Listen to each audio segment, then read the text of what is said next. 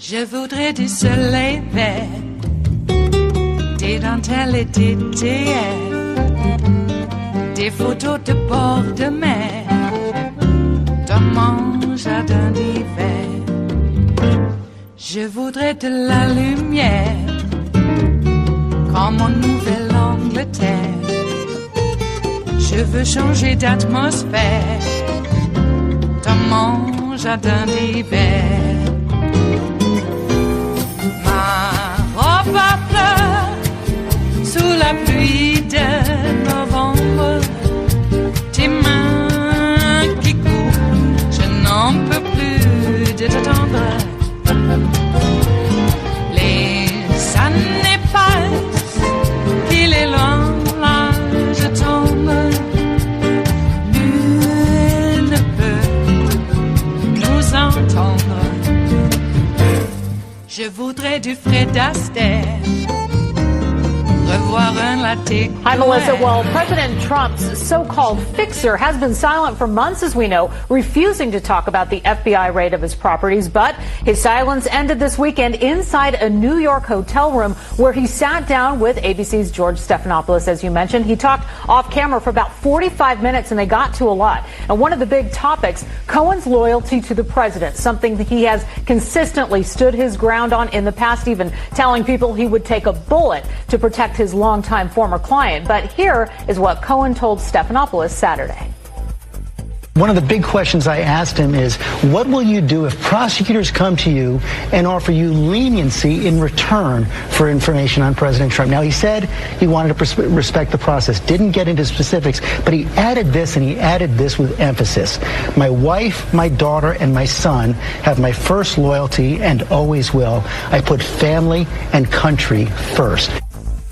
Stephanopoulos says he also asked Cohen what he would do if the president and his legal team were to go after him and challenge his credibility. Stephanopoulos says Cohen said this: I will not be a punching bag as part of anyone's defense strategy. I am not a villain in any story and won't allow others to try to depict me that way.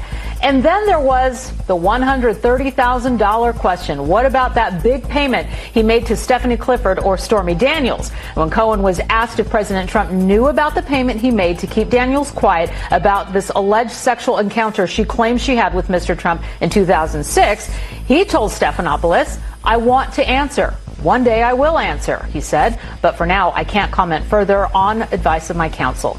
Daniel's lawyer, Michael Avenatti, has responded to the interview and tweeted this: Mr. Cohen is trying to get Trump to pay his legal bills and is playing games. If he has info and truly loves this country, then he needs to come forward now. There is nothing stopping him. If not, it will be obvious he lied to the public in an effort to paint himself as a good guy. Cohen also asked about the FBI and the Robert Mueller investigation. He said he doesn't like the term witch hunt and doesn't agree with those who demonize or vilify the FBI. Melissa. Ooh, thank you for that. All right. A lot to chew on there. Juan. Well, you know, it's so interesting to me to hear from Stephanopoulos that what Cohen says is, you know, I'm not sure about where this is going, and I would talk, but I can't talk. And then to hear Avenatti come back and say it's all about Cohen trying to get Trump to pay his legal bills, I thought we were way past that. I didn't think that was possible. I mean, I was having a conversation with Abby about, is Cohen aware that Trump has the power to pardon people? I would think that could be a bigger influence. I totally do. I think he's doing everything but wearing a sandwich board, as Chris Direwelt said, saying, pardon me, pardon me, pardon me. I mean, is everything short of that, right? It's so true. I read the transcript when I woke up this morning, and all I could visualize in my head was a Michael Cohen in the middle of the ocean with his hands just reaching out. Anyone, please come save me. Please come get me. Clearly, he's sending a message. He knows that he could be in big trouble and saying that he wants to do everything he can to protect his kids and protect his wife. I read that as he's willing to turn if he has to. Yeah. Who knows how this plays out? But I will say when he answered the questions about the FBI and about Russian meddling in the election, if you read it carefully, everything he said actually goes against the way the president has spoken about the FBI and about this Russian meddling. So it gives you a sense of how he's thinking. This is what Britt Hume had to say about that very issue, the tone of what he was saying. Listen. He's in the hot water, and he doesn't want to offend the prosecutors who are investigating him. And so he is apparently prepared to cooperate. Well, that's what people do. Now, I'm not saying that, and when all is said and done, that he may not tell them something that would be in some way damaging to President Trump, but we don't know exactly what that is.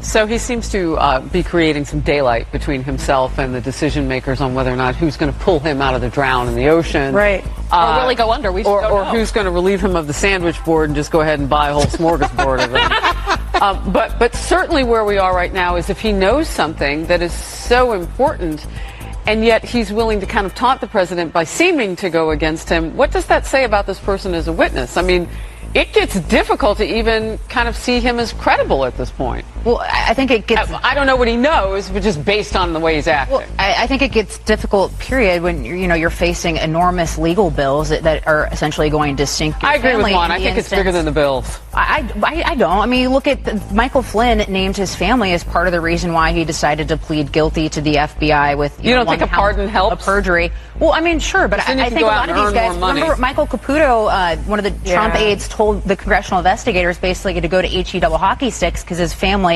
incurred, $125,000 of legal bills and were sinking financially. So, of course, when your family and everything you know is being crushed because of your association with the president, potentially he did illegal things we don't quite know yet. You're going to do whatever you have to do to protect your family and to protect the future of your family. And I think what's really going to be sad, particularly looking at the Russia investigation, if there ends up being nothing there, you look at all these lives that have been completely crushed. Remember, even with Flynn, it was James Comey who told congressional investigators that the FBI agent's takeaway from interviewing Flynn was that he didn't do anything wrong. And then he pleads guilty, naming his family and concerns about his going after his son. Was struggling. The one thing we know about Michael Cohen is that it seems like he'll throw anybody under the bus. Because in the beginning, when they were asking, okay, tell us in court now that you've alluded to you've got 2 or 3 clients, he just went on ahead and just gave that client list like it was nothing. Whether it had to do anything with the case at the time. And if you're willing to give an interview, if you're willing to speak out publicly like he's now done and go against the president on some parse of these things, too. And parse it. I mean, I think we should all take that as a signal that he is in a dire situation and is grasping for air, wanting any help he can get. So the one thing he wouldn't answer? Yeah. Money to Stormy Daniels. Did the president know about it? He will answer it at some point. Yeah, but I'm telling you, why is he holding out on that? With legal counsel advice. Yeah, because he wants to get it. Because it's leverage. And that's why I question the credibility. Because, what are his motives? Well, it is Tuesday, the 3rd of July of 2018, and you are in West Coast Cookbook and Speakeasy. I am your chef de cuisine, Justice Putnam, and our daily special is Tarrytown Chowder Tuesdays, folks. Just a touch of hot Hungarian paprika makes the world go round. Oh, yes. Well, I really hate listening to Fox News. I know you do too, but I couldn't help but notice that it seems like they had their attack on Michael Cohen right there in the B-roll. It was ready. You know how often when a celebrity or a great artist or somebody like that stature of that stature dies, immediately they have the obituary ready. They just fill in a couple of blanks, a few details, ready to go. This attack on Michael Cohen looked like it had been in the planning stages for quite a while, and they got to roll it out. Oh my God, were they in high dudgeon. And if you look at the tape, they still do the leggy, cross-legged, short skirt look. Everybody sits so that their legs are prominently, across for all to see. And which means that the demographic is still of the lecherous old guy.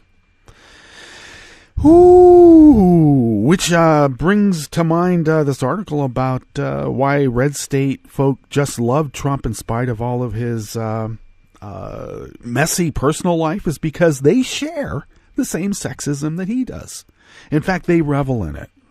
Finally, they have someone like them speaking the language they understand.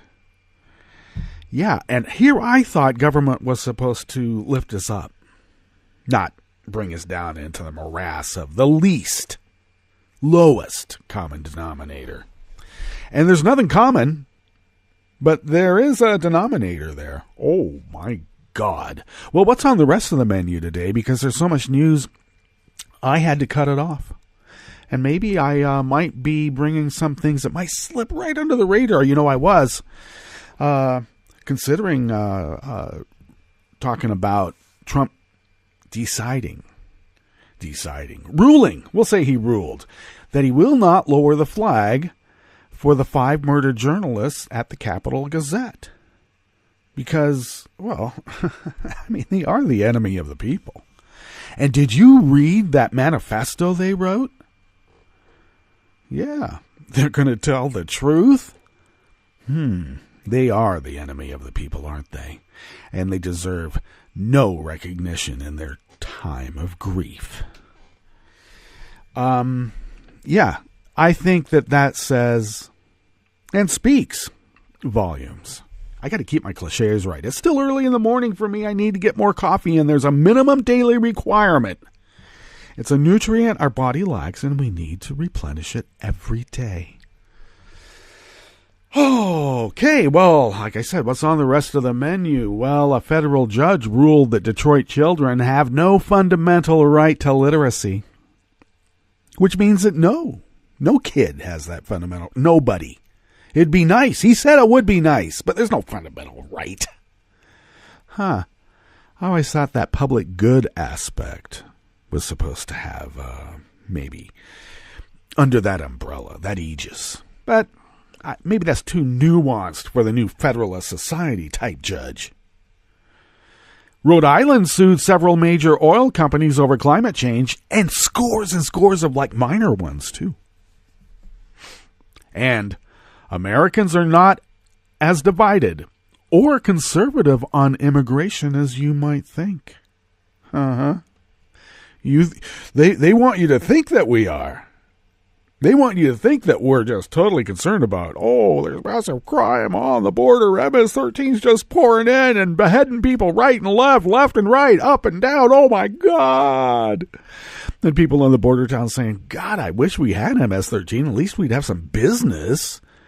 We're going broke here. No one wants to come here anymore. It sucks. Well, the embellishment is always in this reporter's opinion, of course. After the break, we then move to the chef's table where South Carolina police object to a high school's reading list. Yeah, the benevolent order of police for the whole state. They don't like this high school's reading list. Why? Well, because the reading list tackles what? Racism and police brutality. You can't have one without the other down in old South Carolina, now can you? All right. And the GOP chairman of the Senate Intelligence Committee, that would be one Mr. Burr, admitted that the panel is still in weekly contact with Christopher Steele about the Trump-Russia dossier. Weekly meetings. The GOP chairman. All that and more on West Coast Cookbook and Speakeasy. Bon appetit.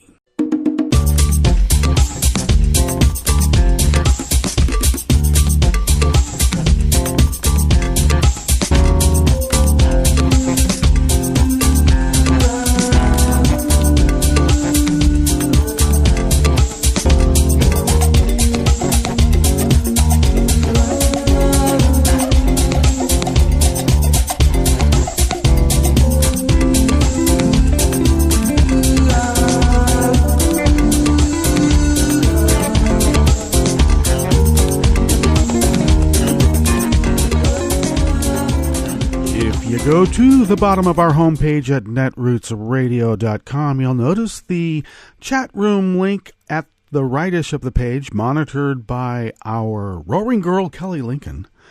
To the leftish of the chat room link on the leftish of the page, you'll notice the contribute donate buttons.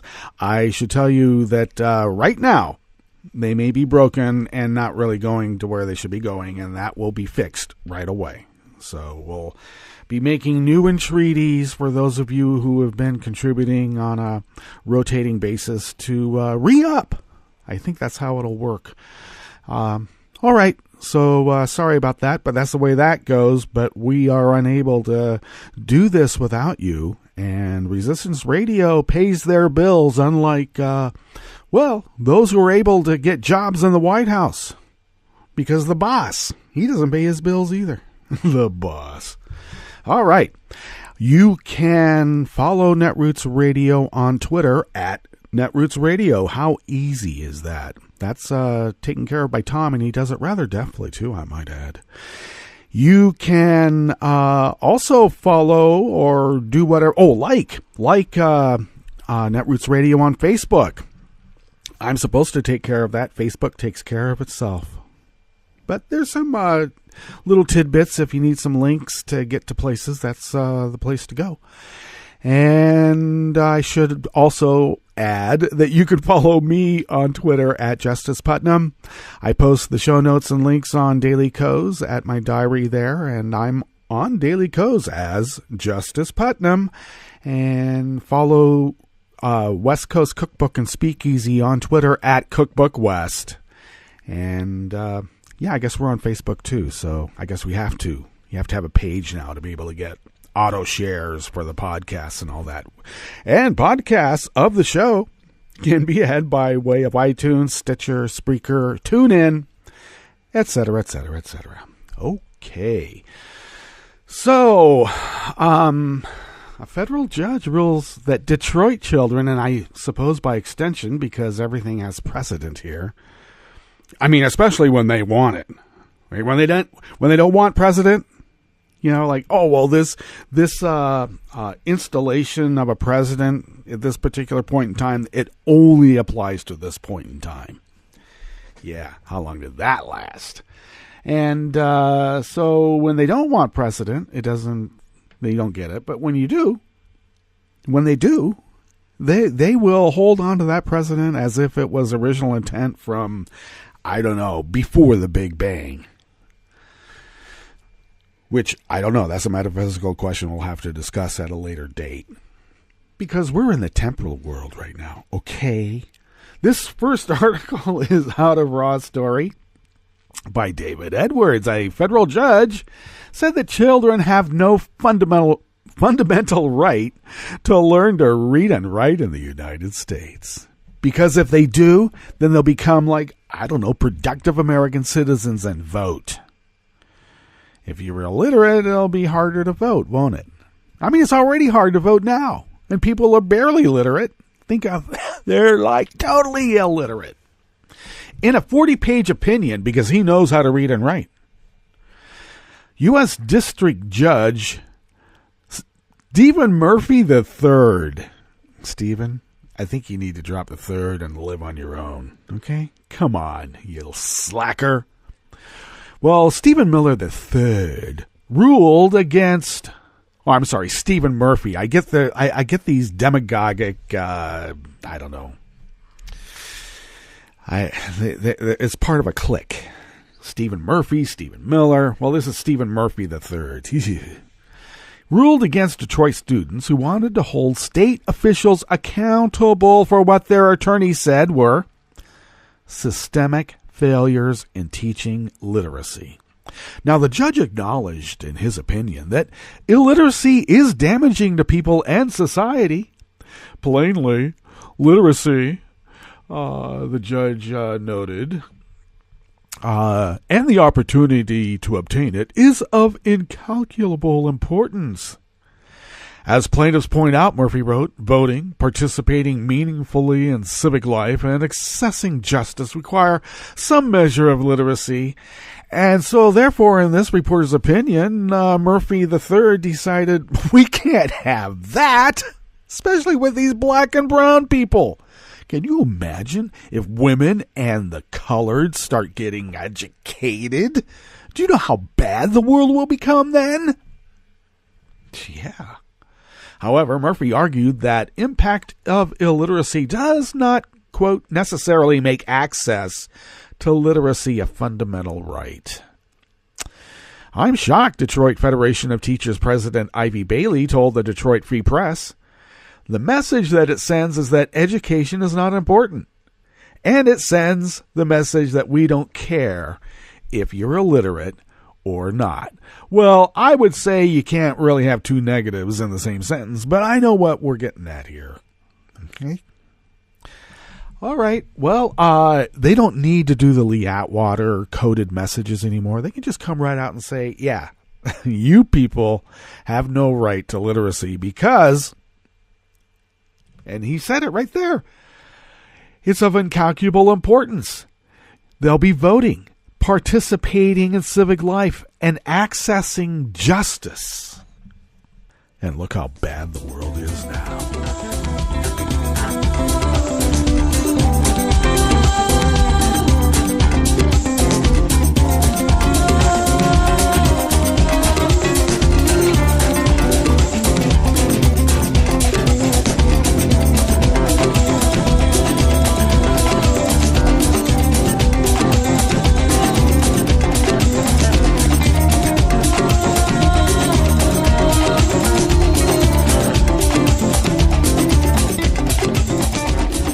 Offering here in the Bistro Cafe, part of West Coast Cookbook and Speakeasy. Tarrytown Chowder Tuesdays, folks, is our daily special, of course. And it's not blue plate. No. It's right there on a complete white plate because that's how we do it. Mm-hmm. And sometimes we get the Platz Graf, the Napoli, because it's sunny. Like the south of Italy. Oh, yes.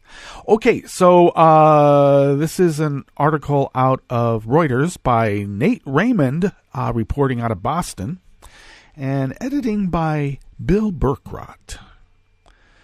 Indeed. Okay. Rhode Island on Monday, that was yesterday, sued several major oil companies, including ExxonMobil Corporation and BP. That's British Petroleum, accusing them of contributing to climate change that is damaging infrastructure and coastal communities in the state. The lawsuit announced by Rhode Island Attorney General Peter Kilmartin was the first by a state seeking to hold oil companies responsible for costs associated with climate change, and followed similar cases by several local governments nationally. The lawsuit alleged that various oil companies had created a public nuisance in the state and failed to adequately warn customers, consumers, and regulators about the risks imposed by their products. Now, we've had courts rule that all that colluding back in the day, like in the 70s, when they squashed reports of their own scientists saying, oh, yeah, unfortunately, the gases that we're emitting in mass quantities, well, I guess it's terraforming for a different kind of life form than us. And the leaders and business executives of the big petroleum companies, and all the smaller ones too, said, oh, come on, we're making money right now. That smell that you keep saying smells like from the bowels of the earth, it's sweet to us. That smells like money. And money is always smelling sweet now, don't it? And they talk like that, too. I was there. Okay. For a very long time, there has been this perception that big oil was too big to take on, but here we are, the smallest state, taking on some of the biggest corporate polluters in the world, Kilmartin said in a statement. The lawsuit filed in Providence County Superior Court named as defendants Exxon, BP, Royal Dutch Shell, and Chevron, among other companies. I believe there's about 70 some other companies. Shell, in a statement, said lawsuits that masquerade as climate action and impede the collaboration needed for meaningful change were not the answer to climate change. Yeah, they would say that. And the other companies did not respond to requests for comment. The lawsuit by the Democratic Attorney General follows similar cases by U.S. cities and local governments, arguing the production of fossil fuels has led to rising tides that damage shorelines, roads, and other properties requiring remediation.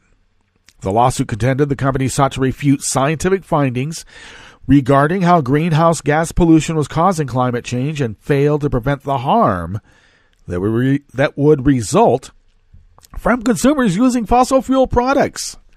Oh, yeah, this herbicide, once it gets into the watershed, we're making money, All that dead life that you're smelling, like from the bowels of the earth, that's sweet to us. It smells like money. And always money. Money always smells sweet now, don't it? And they talk like that.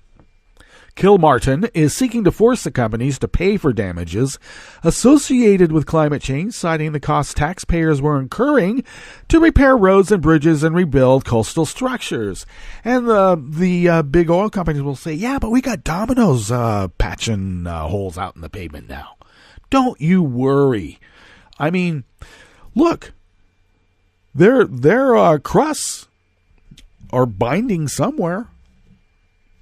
The complaint seeks unspecified compensatory and punitive damages, as well as orders requiring the companies to pay abatement costs and to disgorge profits.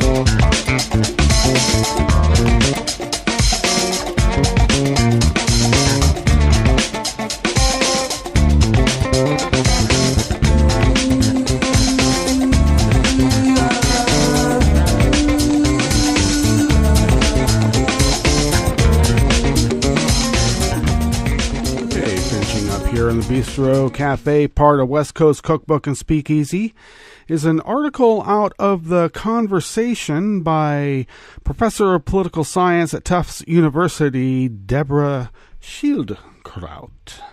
And you can only get these kind of articles and facts out of, a foreign paper like out of Australia. I guess that's the way it goes. Lawmakers in Washington, from the president down to first-term members of Congress, may be misjudging how the public feels about immigration. Donald Trump appears to believe the country needs and wants hardline policies. Members of Congress haven't stopped him from carrying out those policies.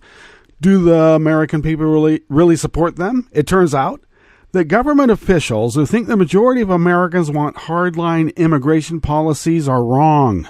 Elected officials, both Republican and Democratic, tend to think that their constituents are more conservative than they actually are on immigration and other issues.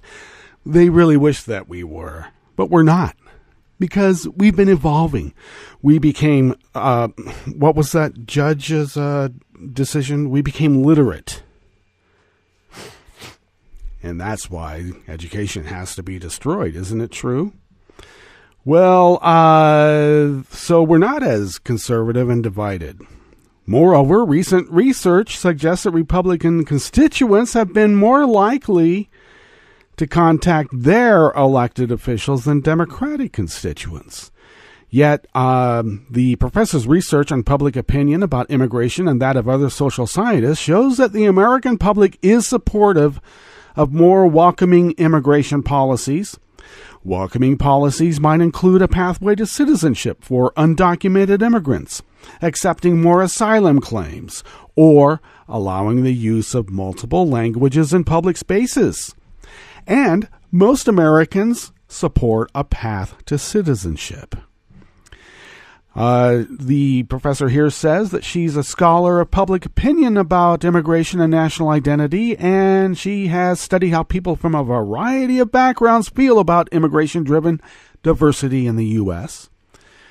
Now, one public opinion on one immigration proposal that has been debated over a decade, providing a path for citizenship for undocumented immigrants living in the U.S. Since late 2007, polls conducted by CBS and the New York Times have asked respondents which option they prefer when it comes to, quote, illegal immigrants working in the United States. I hate that term, illegal, but there it is.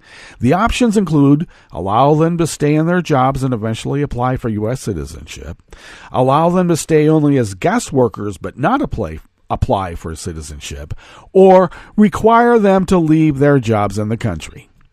The question has been asked in 31 CBS New York Times surveys since 2007. In 22 of them, providing a path to citizenship is a majority preference. Interesting, isn't it? Support for a path to citizenship varies by one's background when it comes to race, gender, education, and party ideology. However, support is high across the board, even among those who say they are Republican or conservative.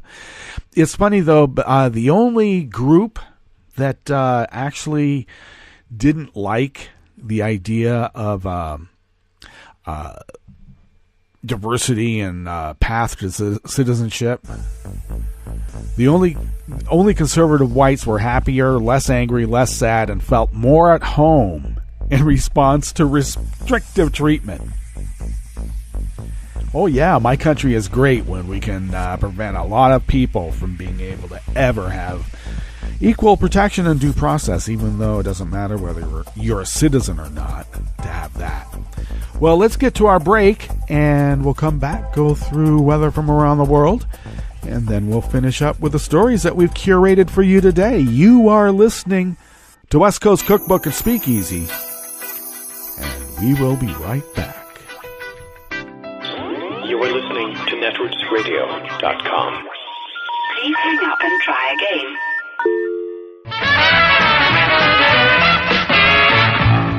From a point at sea to the circles of your mind, a new force is at work for planetary transformation. New radio for a new Earth.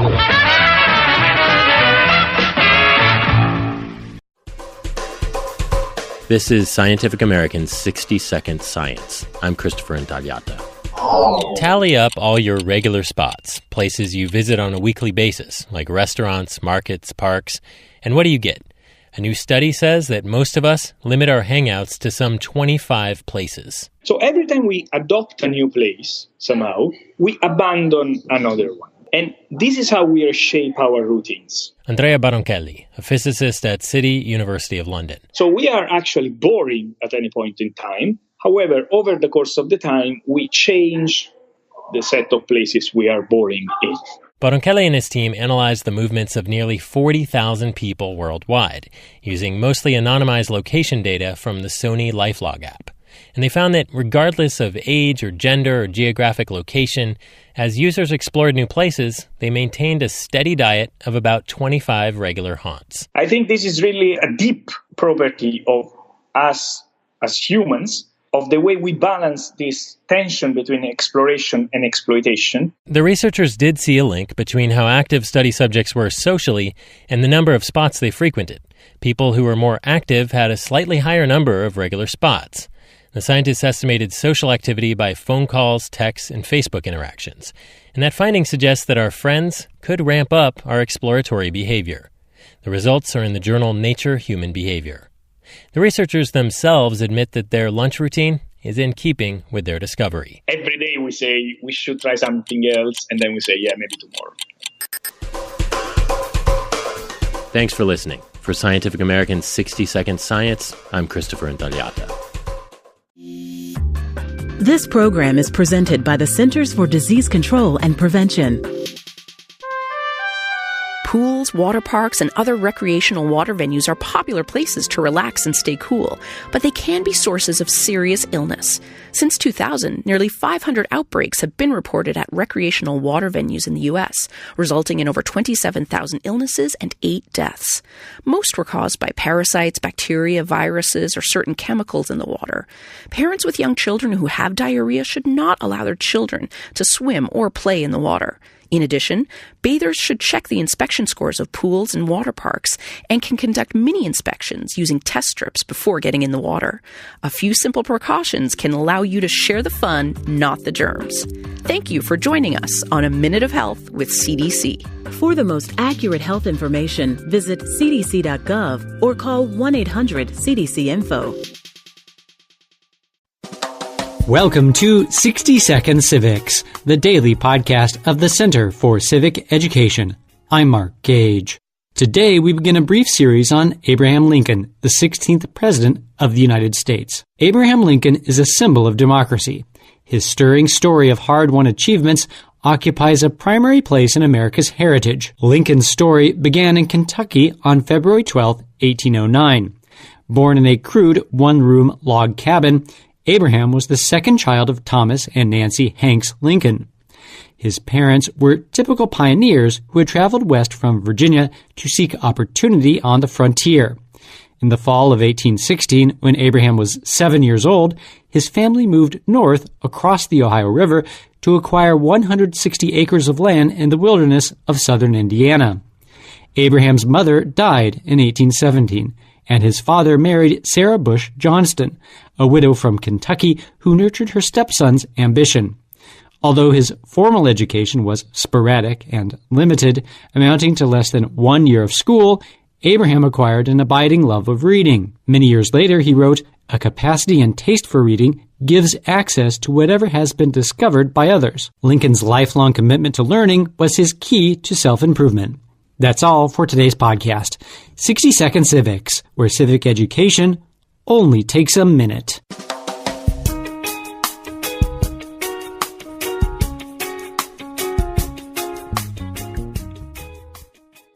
Workers in America have suffered a grave defeat. I'm Lily Ledbetter, and this is a Civil Liberties Minute with ACLU attorney Bill Newman. In the just-decided Janus case, the Supreme Court, 5-4, decreed that members of a union who choose not to join, but who receive all of the benefits of membership, the pay, the representation, have the right to receive all those benefits for free. They get a free ride if they want it, and there is nothing the union or the other union members can do about that. Some commentators have described Janus as a conservative decision, but that characterization is wrong.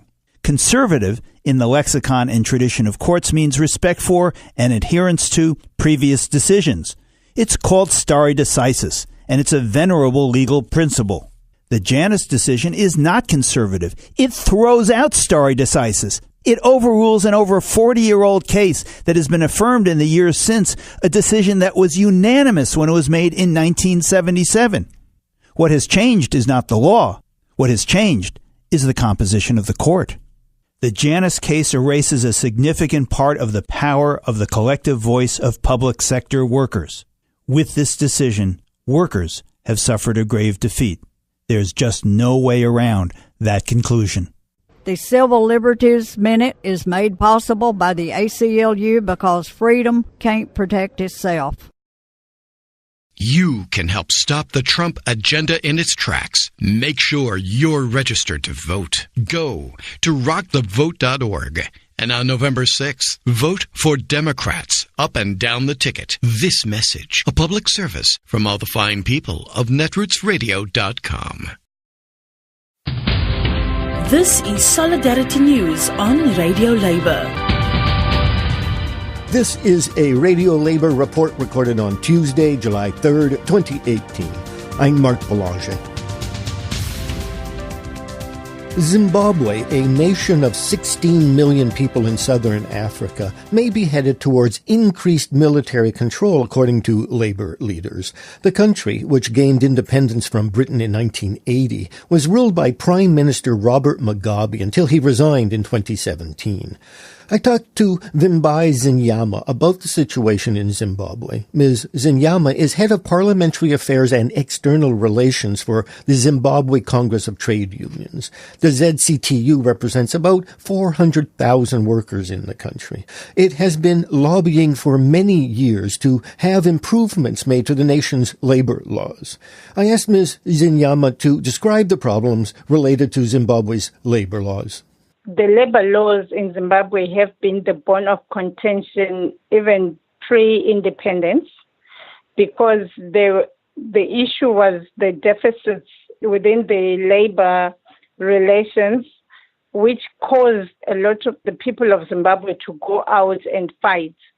And soon after independence, the main gain was actually the introduction of the Labor Relations Act, But however, ever since, there have been erosion of any gains by these struggles because the capitalists then tended to eat away the benefits that had been achieved by the workers. The labor laws, as they stand at the moment, we have one that applies to the private sector and one that applies to the public sector.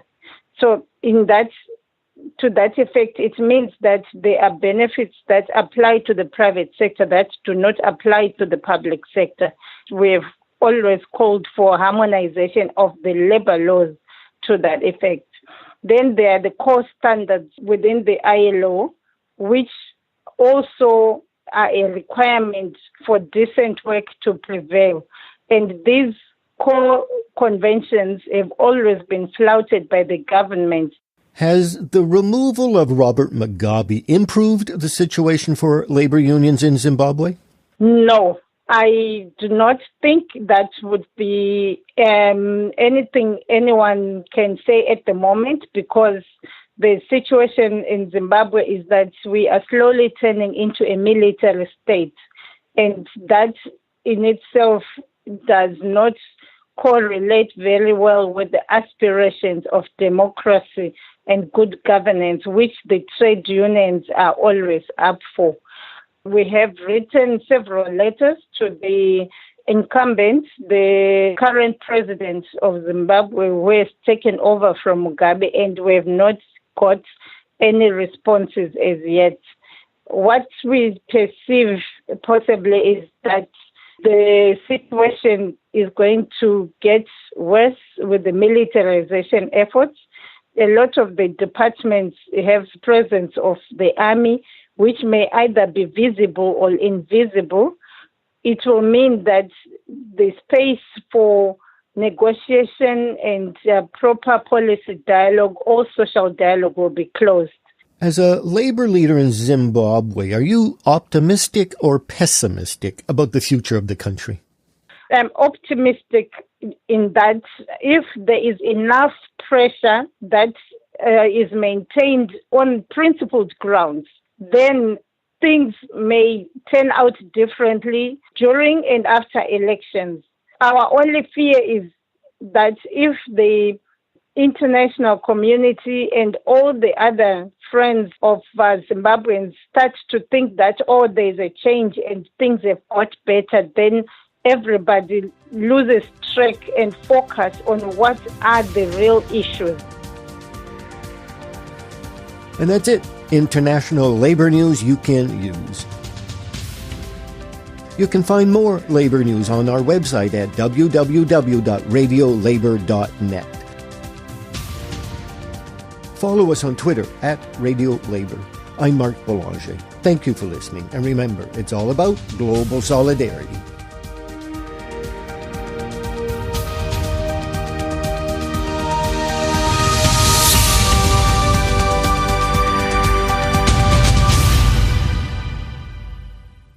From UN headquarters in New York, I'm Luke Vargas with your World in 2 Minutes. Andres Manuel Lopez Obrador, known affectionately as AMLO, won election as the new president of Mexico on Sunday, promising supporters he would be guided by 3 principles. No mentir, no robar, no do not lie, do not steal, and do not betray the people, he said. Beneath that rhetoric, AMLO is pledging new pension spending and economic development around the country, aimed at incentivizing Mexicans to stay in their place of origin. He's said this for a long time, actually, that he wants to give Mexicans a reason not to have to migrate. Andrew Seeley is the director of the D.C.-based Migration Policy Institute. This is really about his nationalist agenda, but it's one of those areas where you see that President Trump and President-elect Lopez Obrador might get along. They're both nationalists, an America firster and a Mexico firster. You could see how that could go wrong and how they could get on each other's bad side, but you can also see how they have some common interests. While AMLO could be a strange bedfellow to Trump on immigration, he's coming into office amid worsening U.S.-Mexico relations, which have spilled into normally agreeable domains like trade as NAFTA talks drag on and tit-for-tat tariffs continue to escalate. Take AMLO and his anti-Trump remarks and Mexico First policy seriously, and things could get nasty. But Seeley sees the leaders possibly butting heads in ways that put Mexico's president on the radar and make the relationship between the two countries more balanced than ever. I think think that may be the relationship, that they will find enough common cause to keep the relationship on course. They will have enough differences to make it interesting, and it will become something of a back-and-forth tug of war between the two of them that could become memorable, and it could become interesting for us in the United States because López Obrador becomes not a full-on antagonist, but a friendly antagonist of President Trump and vice versa. It will take some months to see how that relationship shapes up. López Obrador won't be inaugurated until December 1st. Luke Vargas, The United Nations.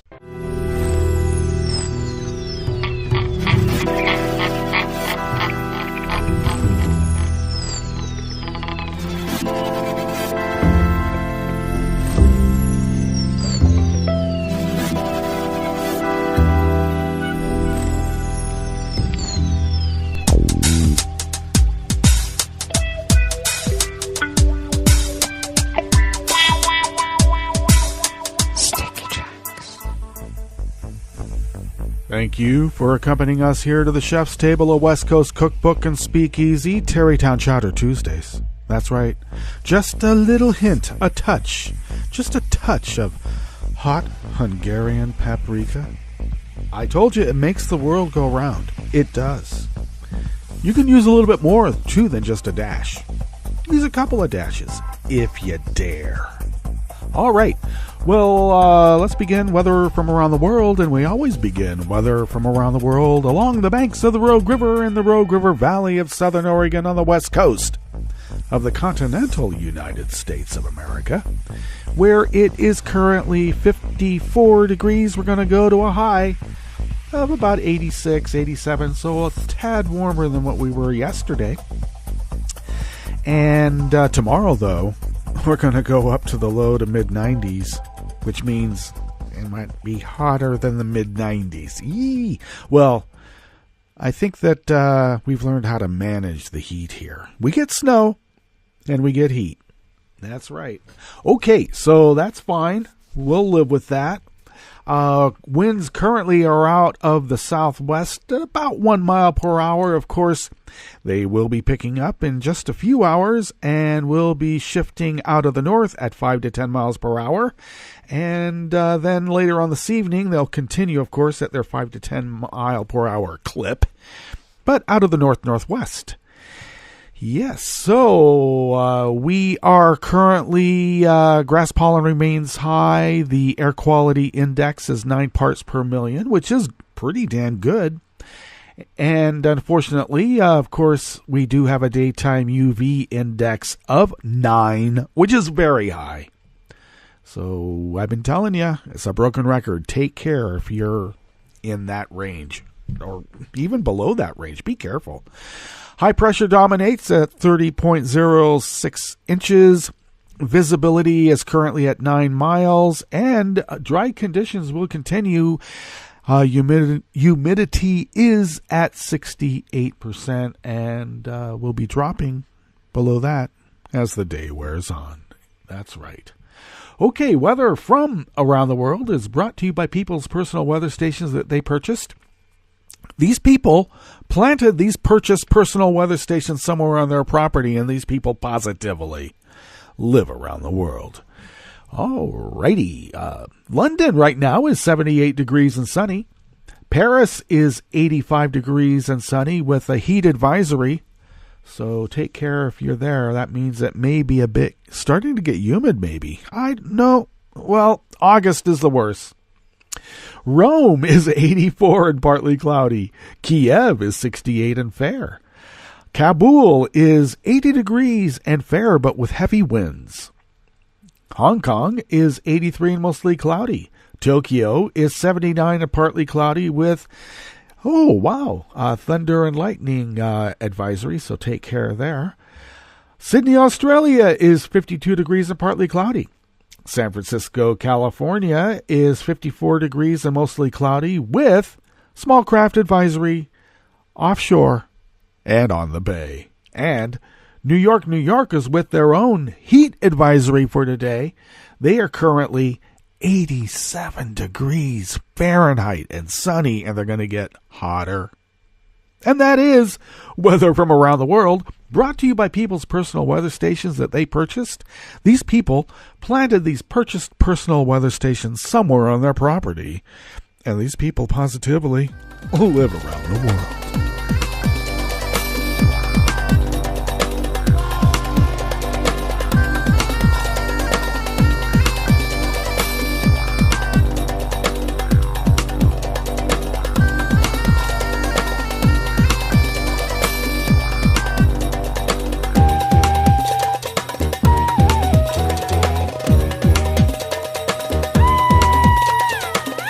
Barnes from Think Progress brings us this first offering here at the chef's table at West Coast Cookbook and Speakeasy. Tarrytown Chowder Tuesdays. A high school in South Carolina has been accused of indoctrinating students after 2 books that tackle racism and police brutality were placed on the school's summer reading list. Both The Hate You Give by Angie Thomas and All-American Boys by Jason Reynolds and Brendan Keeley were put on the summer reading list for the English 1 class at Wando High School, which is located just north of Charleston, South Carolina. The Hate You Give chronicles a teenage narrator after her unarmed best friend is shot by police. While in All-American Boys, one of the main characters is brutally beaten by a police officer after being accused of stealing a bag of potato chips. Both books have received widespread critical acclaim and landed on the New York Times bestseller list, which means it must be the goddamn socialists trying to take over our country. And the fascists are going to make sure that never happens, okay? So you have a choice. Enlightenment or abject authoritarian rule in which you will be eliminated if you step the wrong way. Your choice. It is democratic representative government still, you know. Well, Jock Blackman, president of, the Fraternal Order of Police, Tri-County Lodge Number 3, which represents local, state, and federal law enforcement officers in Charleston and Colleton counties, said that he had received, quote, an influx of tremendous outrage at its elections and wants the books removed. I love that. An influx of tremendous outrage. Freshman, this is the cop. This is the guy from the union, or fraternal, the Fraternal Order. Freshmen, they're at the age where their interactions with law enforcement have been very minimal. They're not driving yet. They haven't been stopped for speeding. They don't have these type of interactions. This is putting in their minds. It's almost an indoctrination of distrust of police, and we've got to put a stop to that. Okay, we'll do it by force then, like you usually do. Okay? Actually, I think, a fair amount of respect might be engendered by reading these books, knowing what the cops are capable of. I mean, they do have the guns and the badge.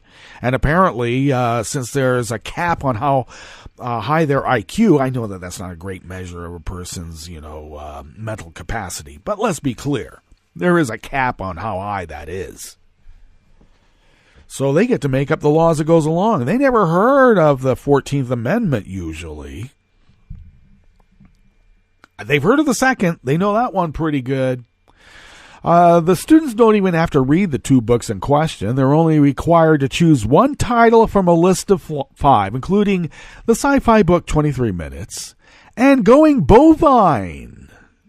That's by Libba Bray, and 23 Minutes is by Vivian van de Velde. But that isn't stopping Blackman. There are other socioeconomic topics that are available, and they want to discuss half of their effort on negativity towards the police. That seems odd to me. Well, how about if we do Fahrenheit 451 and blame the fire department? Okay? But, I forgot. In that book, the fire department are essentially the police. In December of last year, South Carolina police officer Mike Slager was sentenced to 20 years in prison for killing Michael Scott, an unarmed African-American motorist, during a traffic stop in 2015. After shooting Scott, Slager then attempted to cover up the crime by blaming it on the dead man. But that doesn't engender any ill will towards the police now, does it? But a couple of books that freshmen might read. Yeah, can't have a touch of that. Well, they don't really want you to know that the cop shot the guy in the back. You know, I mean, yeah, he was running away, but he still shot him in the back and then planted a gun on him to make it look like, oh, yeah, he had a gun. Didn't know it was caught on tape now, did you? See? The outcry over Wando's high school freshman reading list isn't limited to police. Parents have also been complaining because that's what they like to do. According to the school, it has already received a complaint about the 2 books in question because the cops let them know. It will now be forwarded to a committee which will review the material. Hear from the parent who complained, along with a teacher who assigned the material, who will probably be assigned to another school, or maybe, I don't know, work at Walmart.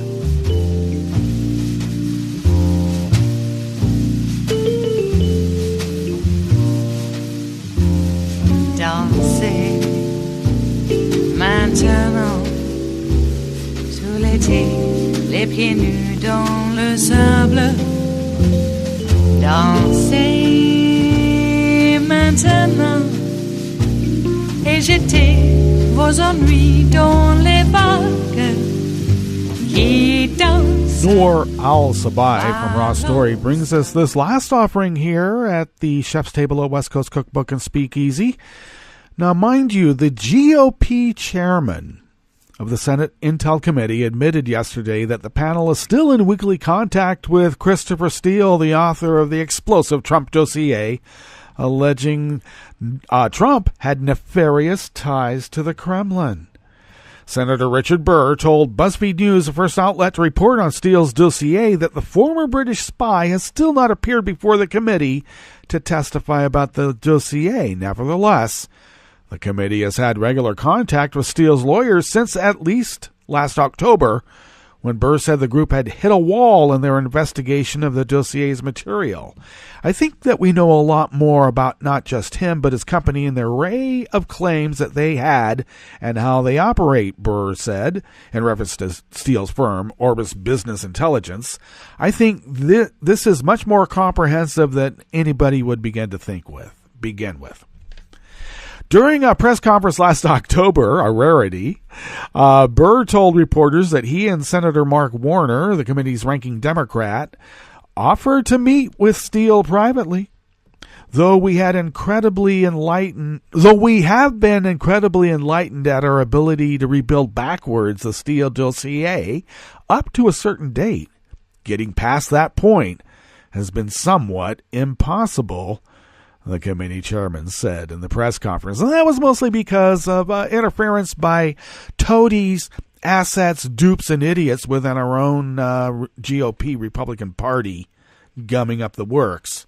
And, Burr is saying, looks like we're reverse engineering pretty damn well. And we should also remind ourselves, once again, the dossier elements have never been disproved. I mean, even the P-tape part, if you want to get down to it. But that's a salacious aspect that really doesn't bear on all the other parts of the dossier. All right. Well, that brings us to the end of our broadcast period for the day. But, of course, Netroots Radio broadcasts on for breaking news. We'll visit with you tomorrow for Smothered Benedict Wednesdays. We do that. Of course we do. And so do tune in for that. But stay tuned to Netroots Radio for the rest of the day for breaking news, of course, as it happens. And we will visit with you tomorrow in West Coast Cookbook and Speakeasy. Bon appetit.